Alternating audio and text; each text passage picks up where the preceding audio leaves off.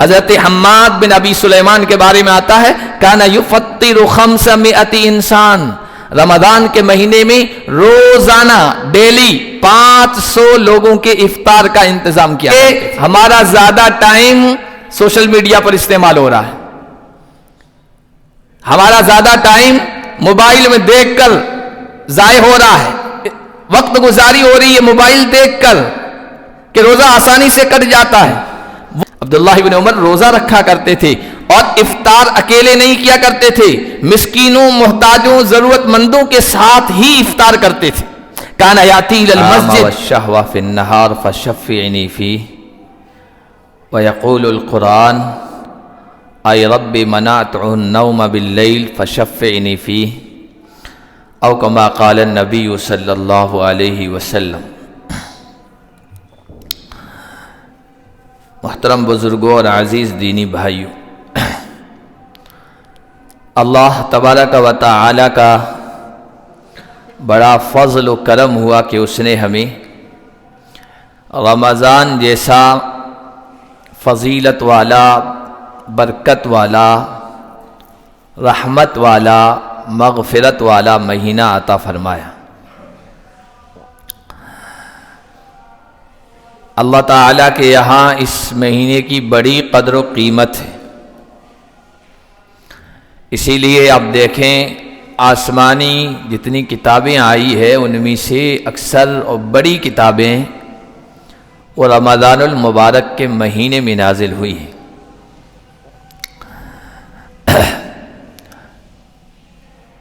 سنن بیہقی اور طبرانی کی روایت ہے، حضرت واصلہ بن اسقع رضی اللہ تعالی عنہ روایت کرتے ہیں کہ نزلت صحف ابراہیم اول لیلۃ من رمضان، حضرت ابراہیم علیہ السلام کے صحیفوں کا قرآن میں ذکر ہے، صحف ابراہیم و موسیٰ، یہ صحیفے رمضان کی پہلی رات کو نازل ہوئے ہیں۔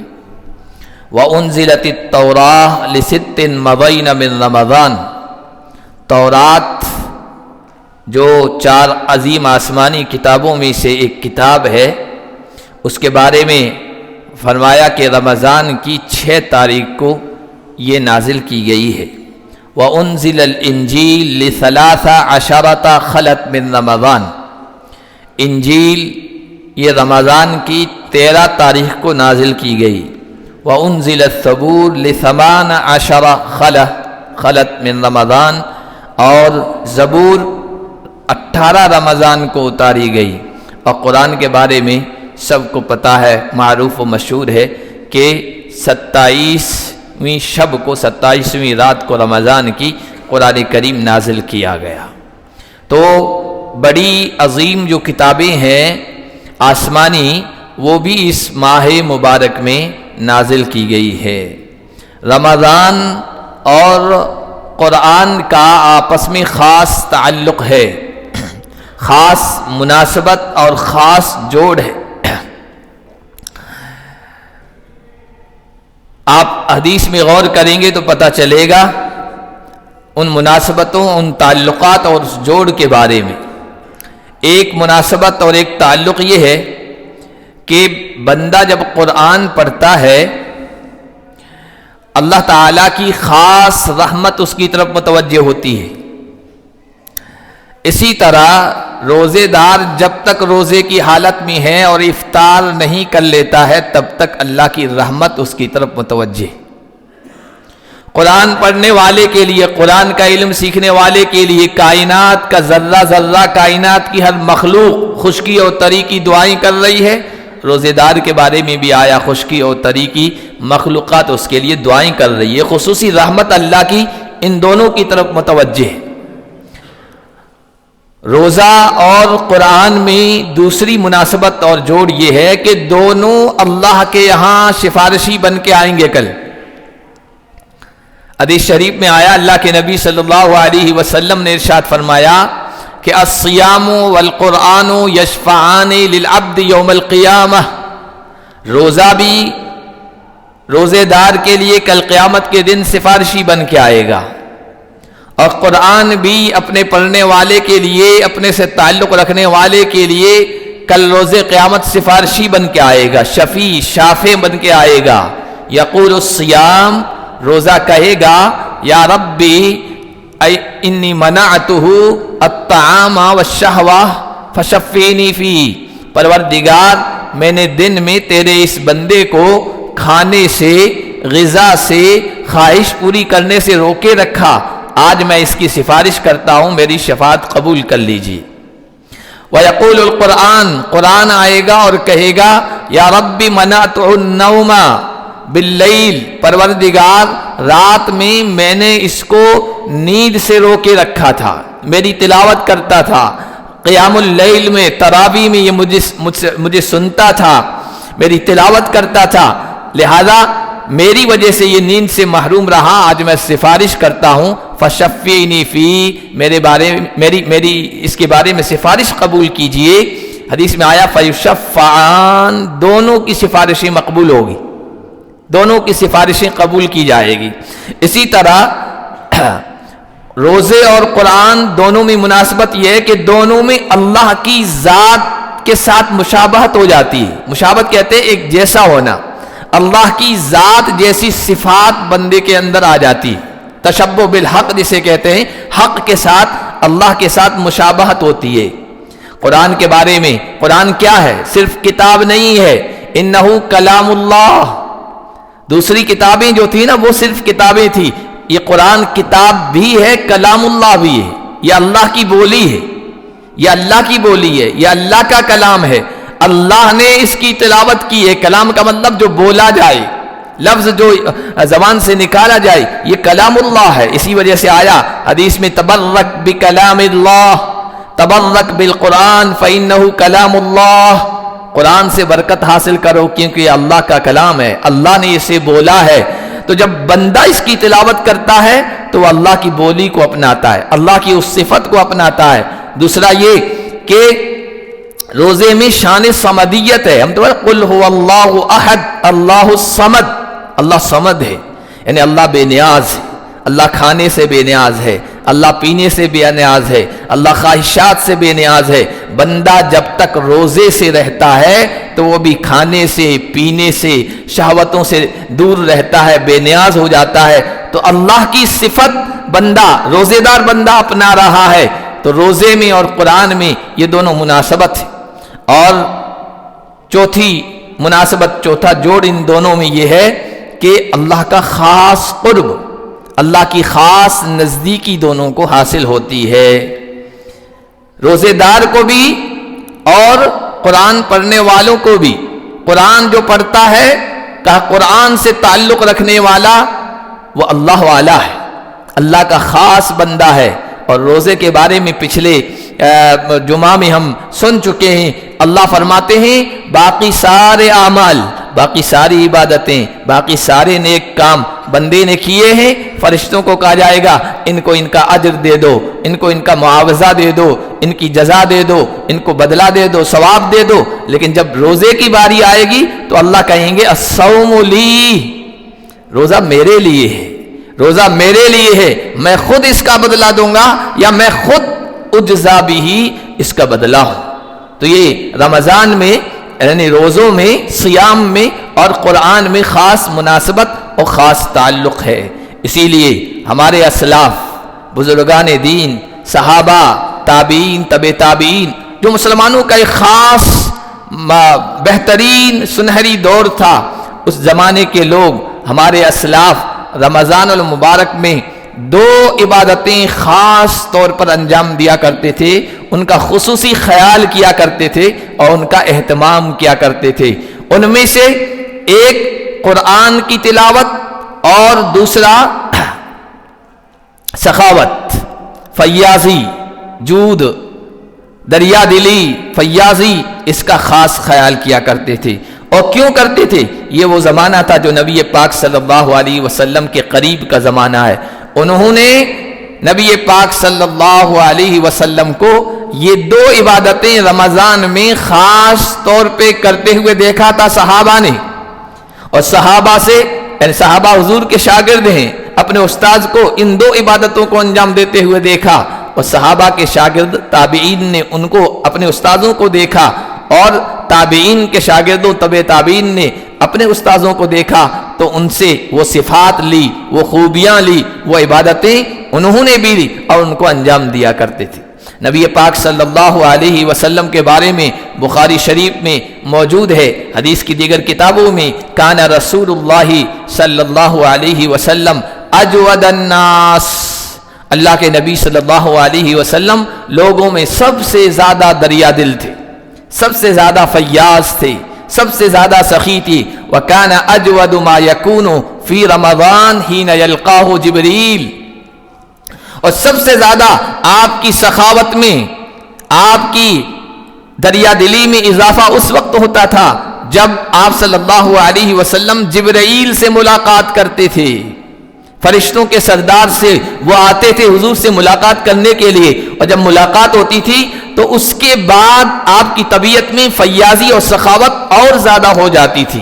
علماء کرام نے یہاں لکھا، نیک لوگوں کی صحبت کا، سنگت کا، مجلس کا اثر ہوتا ہے۔ حضور صلی اللہ علیہ وسلم کی مجلس جبرائیل امین، فرشتوں کے سردار، نوریوں کے سردار کے ساتھ ہوتی تھی تو نیکیوں میں، سخاوت میں آپ صلی اللہ علیہ وسلم کی اضافہ ہو جایا کرتا تھا۔ جو بندہ اچھے لوگوں کی سنگت اختیار کرے گا، اچھے دوستوں کے ساتھ بیٹھے گا، اچھی مجلس اختیار کرے گا، نیک لوگوں کے ساتھ رہے گا نا، اس کے اندر بھی نیکیاں کرنے کا جذبہ پیدا ہوگا، قرآن کی تلاوت کا شوق پیدا ہوگا، نماز کے اندر لذت محسوس ہوگی، سجدوں میں حلاوت محسوس ہوگی، نیکی کی طرف بڑھنے کا جی چاہے گا، نیک کام کرنے کا جی چاہے گا۔ یہ اچھی صحبت کا اثر ہوتا ہے۔ تو جبرائیل امین سے جب ملتے تھے سخاوت میں اضافہ ہو جایا کرتا تھا۔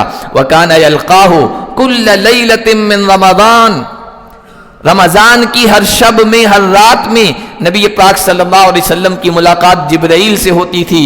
فَيُدَارِسُهُ الْقُرْآنَ، جبرائیل سے قرآن کا دور کیا کرتے تھے، قرآن سنایا کرتے تھے۔ فَلَرَسُولُ اللَّهِ صلی اللہ علیہ وسلم أَجْوَدَ بِالْخَيْرِ مِنَ الرِّيحِ الْمُرْسَلَةِ، اللہ کے نبی صلی اللہ علیہ وسلم یوں تو سخی تھے ہی، لیکن جب رمضان آتا تھا تو تیز چلنے والی ہوا سے بھی زیادہ سخی ہو جایا کرتے تھے۔ جب ہوا چلتی ہے اور تیز ہوا چلتی ہے تو پھر کوئی گھر کچا ہو یا پکا، شہری ہو یا دیہاتی، جھونپڑا ہو یا بنگلہ، مالدار کا گھر ہو یا فقیر کا، امیر کا ہو یا معمور کا، حاکم کا ہو یا محکوم کا، سب کو وہ پہنچتی ہے، سب کے گھر میں داخل ہوتی ہے۔ اس ہوا سے کوئی گھر محروم نہیں رہتا ہے۔ اللہ کے نبی صلی اللہ علیہ وسلم کی سخاوت کا، فیاضی کا یہ حال اور یہ عالم رمضان میں ہو جایا کرتا تھا۔ تو اللہ کے نبی صلی اللہ علیہ وسلم یہ دو عبادتیں، یہ دو نیک کام رمضان میں بڑھا دیتے تھے، ایک قرآن کی تلاوت اور دوسرا سخاوت اور فیاضی۔ اسی وجہ سے ہمارے اسلاف نے بھی انہی دونوں کاموں کو خاص طور پر رمضان میں کرنے کی کوشش کی۔ حضرت عبداللہ بن مسعود رضی اللہ تعالی عنہ جلیل القدر صحابہ میں سے، ان کے بارے میں آتا ہے انہ کان یقرأ القرآن فی رمضان فی ثلاث، حضرت عبداللہ بن مسعود رمضان میں ہر 3 دن میں ایک قرآن مکمل کر لیا کرتے تھے۔ اسود رحمت اللہ علیہ تابعی ہیں، ان کے بارے میں آتا یختم القرآن فی شہر رمضان فی کل لیلتین، ہر 2 راتوں میں ایک قرآن مکمل کیا کرتے تھے، قرآن کی تلاوت کر کے مکمل کیا کرتے تھے۔ اور ابراہیم نخعی رحمت اللہ علیہ کے بارے میں آتا ہے انہ کان یقرأ القرآن فی رمضان فی کل ثلاث، رمضان کے ہر 3 دن میں ایک قرآن مکمل کر لیتے تھے۔ فَإِذَا دَخَلَتِ الْعَشْرُ قَرَأُوا فِي لَيْلَتَيْنِ، اور جب آخری عشرہ آتا تھا، آخری 10 دن آتے تھے تو قرآن کی تلاوت میں اور اضافہ ہو جایا کرتا تھا۔ وَاغْتَسَلَ فِي كُلِّ لَيْلَةٍ، ہر رات میں غسل کرتے تھے خصوصی طور پر، آخری عشرے کی ہر رات کی عبادت کے لیے اور قرآن کی تلاوت کے لیے خصوصی اہتمام کرتے تھے، غسل کرتے تھے اور پھر قرآن کی تلاوت میں مشغول ہو جایا کرتے تھے۔ اسی طرح حضرت امام بخاری رحمت اللہ علیہ کے بارے میں آتا ہے کہ ہر 3 دن میں قرآن مکمل کر رہے ہیں، تراویح کا الگ ہے۔ امام شافعی رحمت اللہ علیہ کے بارے میں مشہور ہے رمضان میں 60 قرآن مکمل کرتے تھے، ایک دن میں، ایک رات میں۔ مشکل لگتا ہے آج سنتے ہوئے بھی آدمی ماننے کے لیے تیار نہیں ہوتا ہے، یہ کیسے ہو سکتا ہے؟ اس کے لیے کیونکہ ہمیں 10 منٹ قرآن کی تلاوت کے لیے بیٹھنا، آدھا گھنٹہ 1 گھنٹہ بیٹھنا ہمارے لیے مشکل ہو جاتا ہے. 60 قرآن کیسے ختم کرتے تھے؟ لیکن جب کسی کے دل میں جذبہ ہوتا ہے، شوق ہوتا ہے، قرآن کا عشق ہوتا ہے، قرآن سے لگاؤ ہوتا ہے، اور بابرکت راتوں اور بابرکت دنوں کی فضیلت، اہمیت، قدر، احترام جس کے دل میں ہوتا ہے، اس کے لیے پھر کچھ بھی مشکل نہیں ہوتا ہے. پھر اللہ مشکل سے مشکل کام اس کے لیے آسان کر دیتا ہے. آج بھی بہت سارے لوگ ہیں، آج بھی بہت سارے لوگ ہیں ایک دن میں 2 دنوں میں قرآن مکمل کر رہے ہیں. اللہ آسان کرتا ہے، جو چاہے، جو ارادہ دکھائے گا. یا باغی الخیر اقبل، اعلان ہو رہا ہے نا، ایک خیر کی تلاش کرنے والے، ایک خیر کے چاہنے والے، ایک بھلائی کی طرف بڑھنے والے، آگے بڑھ. جب وہ اپنا جذبہ دکھاتا ہے پھر اللہ اس کے لیے اس ارادے کو آسان کر دیتا ہے. تو امام شافعی رحمۃ اللہ علیہ 60 قرآن مکمل کر رہے ہیں. امام شہاب زہری رحمۃ اللہ علیہ بڑے محدث گزرے ہیں، حدیث کے حافظ گزرے ہیں. ان کے بارے میں آتا ہے کہ جب رمضان کا مہینہ آتا تھا باقی ساری مشغولیات ختم. حالانکہ حدیث پڑھانا، قرآن کی تعلیم دینا، علم دین سکھانا بہت بڑی عبادت ہے.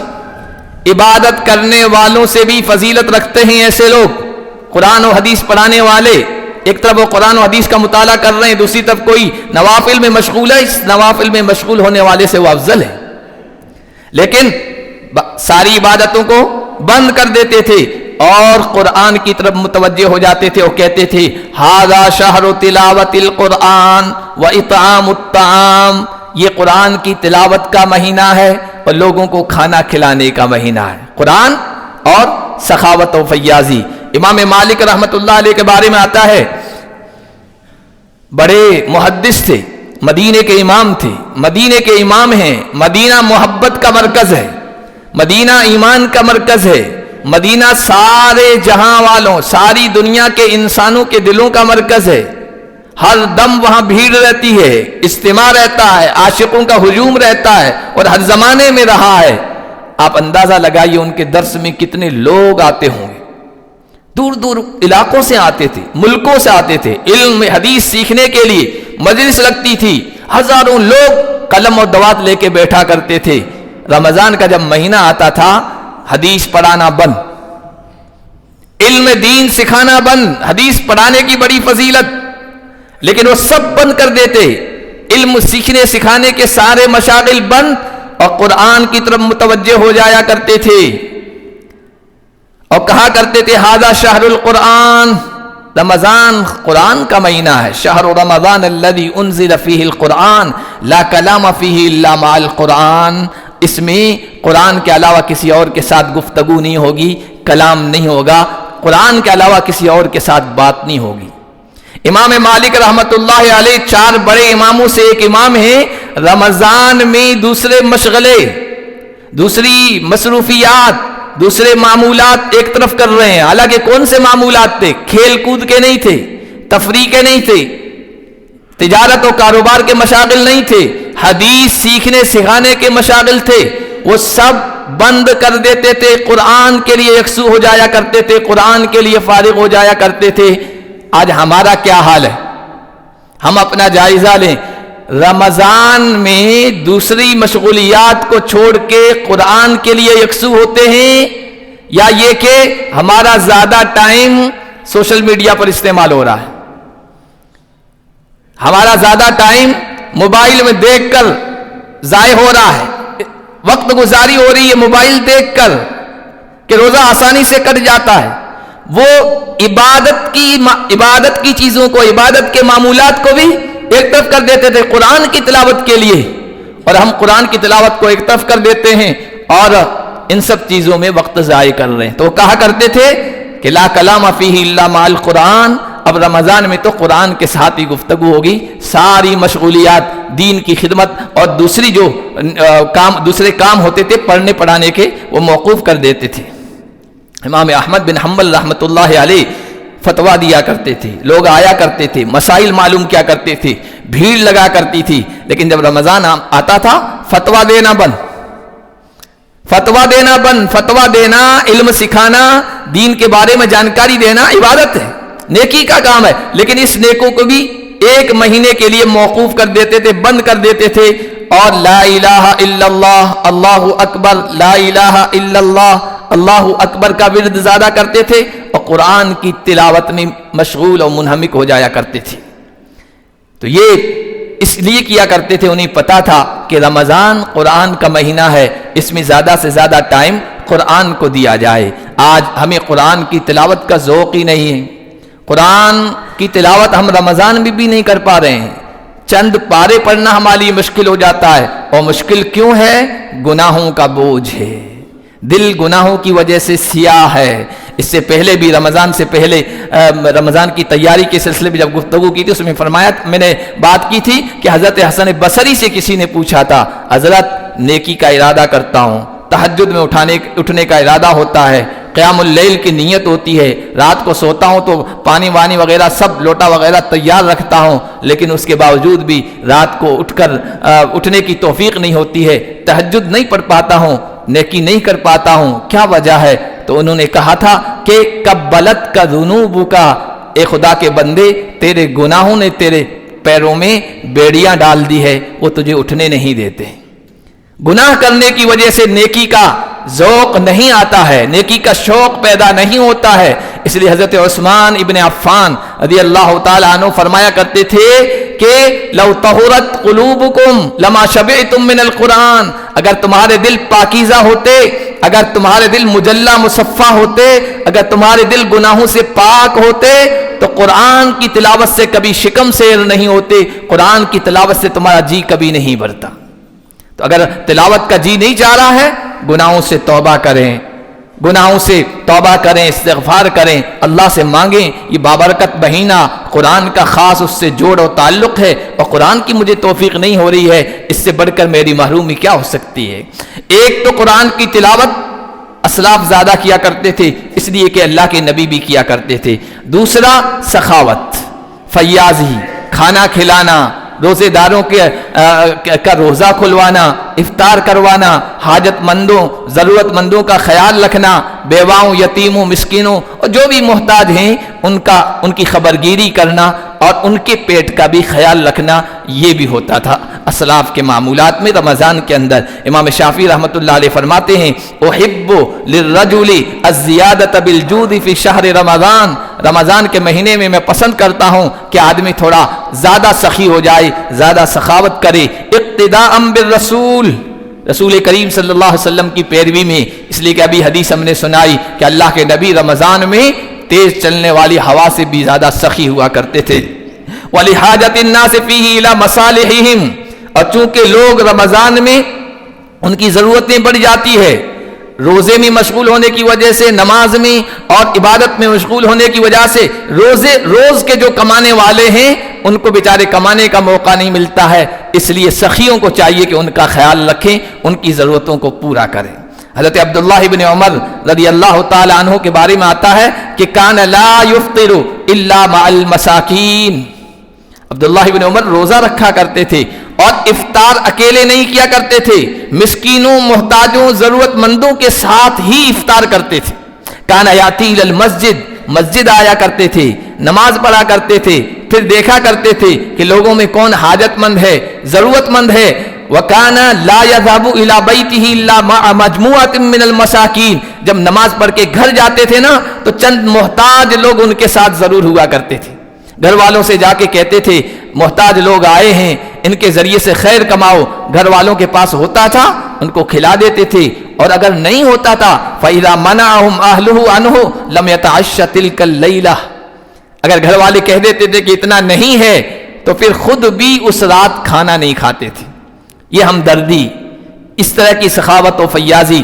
حضرت حماد بن ابی سلیمان کے بارے میں آتا ہے کان یفطر 500 انسان، رمضان کے مہینے میں روزانہ ڈیلی 500 لوگوں کے افطار کا انتظام کیا کرتے تھے۔